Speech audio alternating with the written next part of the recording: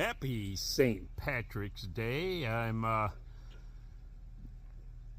here in the middle of my cigar garden,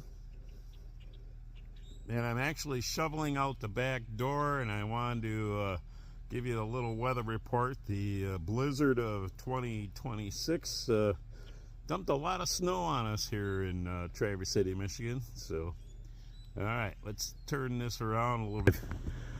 Got my Ace Hardware, could barely stand stick, and it's sitting at what, 26?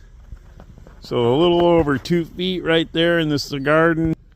I'm out here because the bird feeders yesterday, the birds took advantage of everything and ate like crazy. So I want to make sure that they get fed, but I also had to dig out the back of the house. So happy St. Patrick's Day from Traverse City, Michigan. Another little weather report for you.